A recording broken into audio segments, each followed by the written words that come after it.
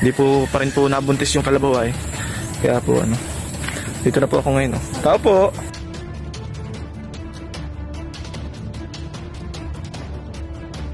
Ayan!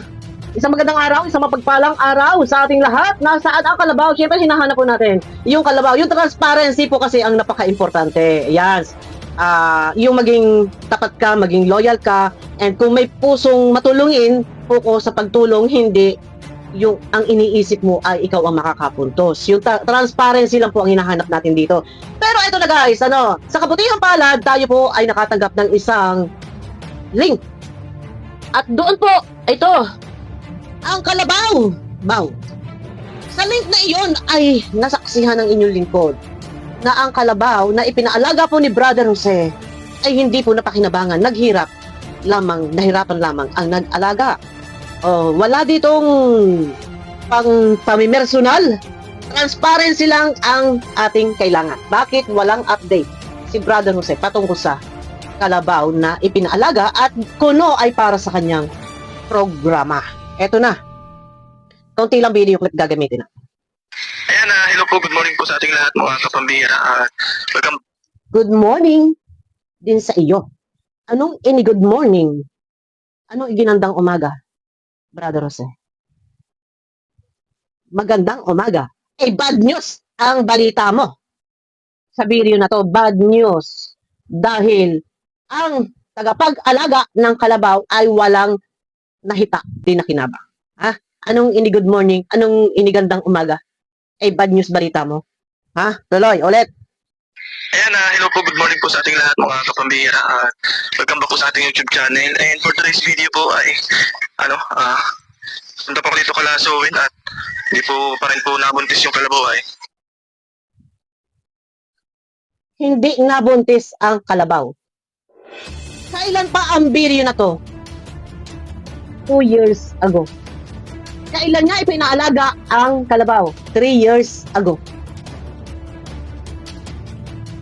So nag-update ka 1 taon. Na hindi nabuntis ang kalabaw. Ipinaalaga mo ang kalabaw 3 years ago. Nag-upload ka nito 2 years ago. So 1 taon. Kung i-analyze natin, kung titingnan natin, walang 1 taon. Pumasok lang doon sa 2023 to 2024. Nahagip, basta 3 years ago na siya ay nagpaalaga. And then nag-update 2 years ago sa kasamaang palad. Ang kanyang update ay hindi nabuntis ang kalabaw. Anong nangyari? Nasaan na ang kalabaw? Dahil hindi nabuntis, walang pakinabang sa kalabaw. For what? At aalagaan pa. Ibinenta mo na ba? Tanong ko lang. Ulit ha? Ulit tayo. For today's video po ay, punta po ko dito kalasowin at hindi po pa rin po nabuntis yung kalabaw ay. Kaya po, dito na po ako ngayon. Ayun ang maantot dun eh. Nag-update ka 2 years ago pa lang ang video. 3 years ago na. Nang yan ay paalagaan mo. Ilang buwan na walang naganansya, walang nahita, walang napala, hindi na pakinabangan. Yung pera, nasa halip sana, doon sa super chat ni Tita Flora, sa halip ay para doon sa may sakit, binili mo ng kalabaw. Man lang sana'y napakinabangan yung pera. Anong nangyari? Walang napala ang nag-alaga. Paano yan? Nasaan yung inahing kalabaw? Na hindi nanganak, hindi nabuntis. Ano nang lagay? Nandyan pa ba sa'yo? Kahit walang pakinabang, hindi mapapalahian, at hindi ka makakapuntos. Walang silbi. Baog ang kalabaw. Ano ang dapat gawin? Ibenta. Kasi hindi mapapalahian. Hindi dadami. So, ibinenta mo ba? Para kuno sa iyong programa. Anong programa? Pagtulong?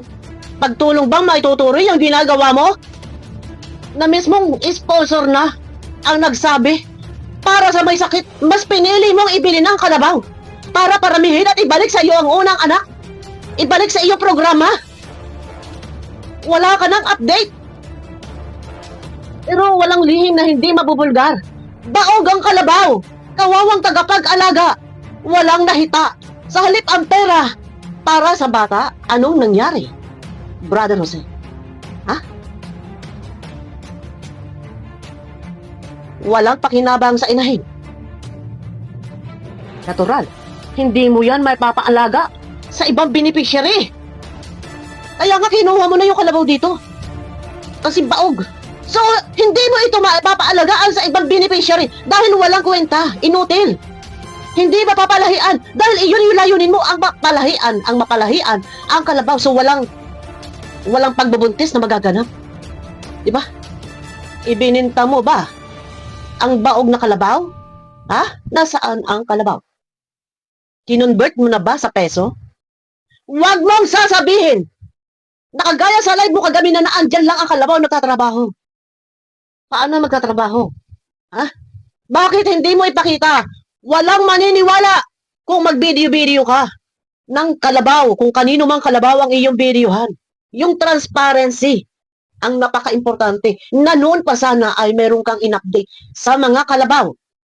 Sa ilang kalabaw na iyong collection. Bakit ka pa mag-aalaga ng isang baog na kalabaw, isang inutil na kalabaw? Natural. Ikaw na mismo nagsabi. Kapag nanganak ang isang kalabaw at lalaki, i-convert sa peso. Ngayon, kapag ang pinaalaga mong kalabaw ay baog at walang pakinabang, inutil, i-convert din ba sa peso? Ah? Ito yung sinasabi ko sa'yo. Puna ka ng puna sa ibang charity vlogger, kila Tatay Tekram, kahit sa Kalingap. Pero mas malala pala ang ginawa mo. Wala kang update sa ilang kalabaw na collection mo. Ah? Kalabaw na hindi nanganak? Nakaganansya ba? Nakinabang ba ang nag-alaga? Matapos mong kunin yung kalabaw, saan mo dinala? Ah? Hindi nanganak eh. Ano yan? Pagtitiisan mo? Pababahan ang pababahan? At baka sakali, miracle. Maghimala.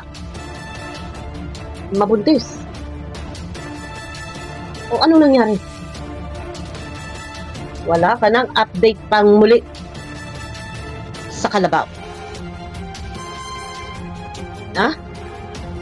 Hindi mo na pinasundan pa yung update sa mga kalabaw. Maging yung mag-inang kalabaw na 52,000 pesos na di umano ay i-surprise mo doon sa tagatabas ng damo sa bundok. Ang alam ng sponsor, nagpaalaga ka at ang panganganak, doon pa lang makakaganansya. Ako mang ito, hindi ko sinabing budolista ka. Hindi ko sinabing scammer ka. Ha? Wala akong sinasabi. Ako mang ire. Ha? Kung ang aking kapatid, kamag-anak ay may kalabaw, ay ka muna, pwede kong i-vlog yan. Ha? Pwede ko sabihin, pwede bang i-vlog ko, kunwari nabili ko, kunwari ibibigay ko, doon sa isang pobre, doon sa tagapagtabas ng damo, para lang meron akong maipakita sa sponsor na may nabili akong kalabaw.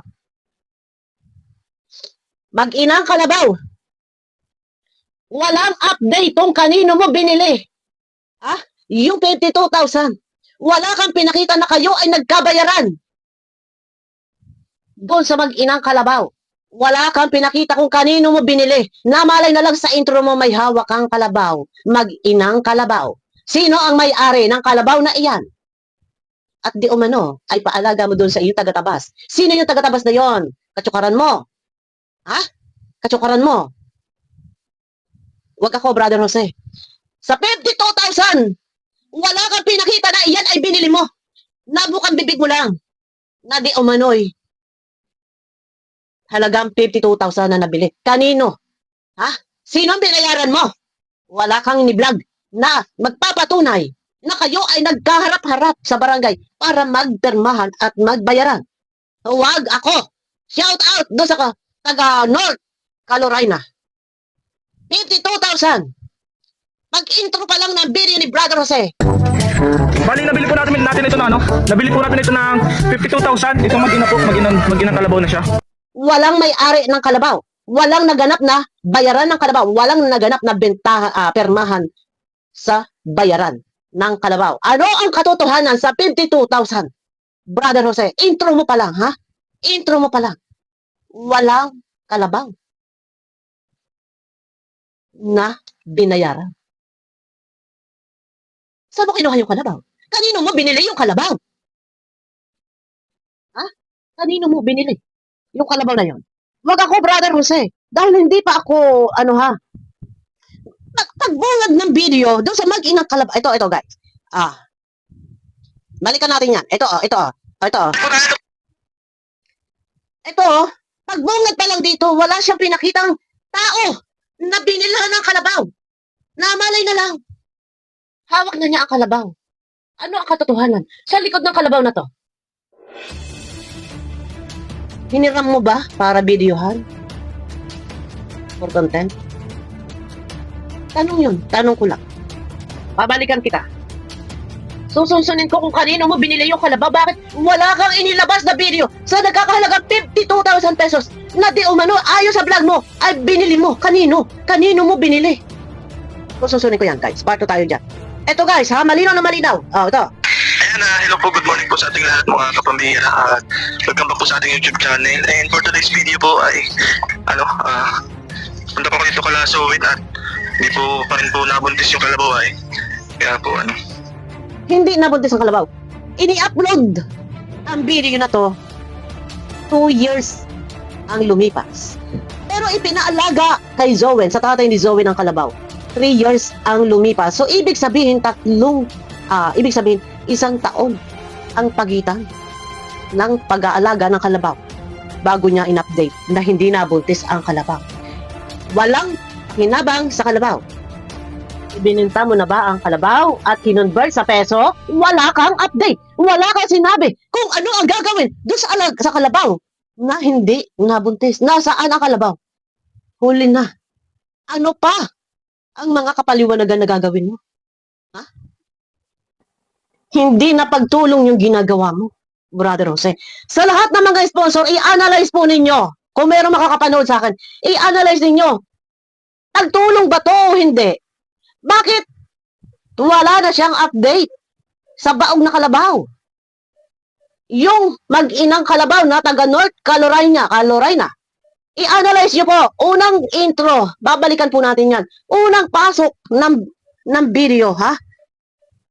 Hawak ang kalabaw. Ito. Wala siyang pinakita. Ito. Wala siyang pinakita na may-ari ng kalabaw. At para doon binili. Wala siyang pinakitang permahan o bayaran. Ito, guys, wait, babalikan po natin yan. At nandito po ang video. Medyo natabunan po. Babalikan po. Abangan nyo ako sa aking next video. I-analyze po natin. Kanino mo binili yung kalabaw? Ayan, usapang baog. Sa mga naghahanap ng kalabaw, wala nang update kung nakaanak ang kalabaw dahil baog. Walang pakinabang po ang nag-alaga. Ngayon, dahil baog ang kalabaw, so hindi na siya pwedeng ipitin pa. O i-stack down ang kalabaw. Nandyan lang habhab ng damo. Inutil. Walang silbi. Anong mangyayari? Gagamitin paghahakot? Hindi naman maghahakot si Brother Jose. Di ba? Ang motibo niya is magparami. Bininta ba ang kalabaw? Nasaan ang pera? Ha? Nasaan ang pera? Abangan nyo ako, guys, sa aking next video. Nawawala ang kalabaw. Yung inahin, walang update doon kung ano nangyari. Doon sa inahin baog. Abangan nyo ako, guys, sa aking next video po.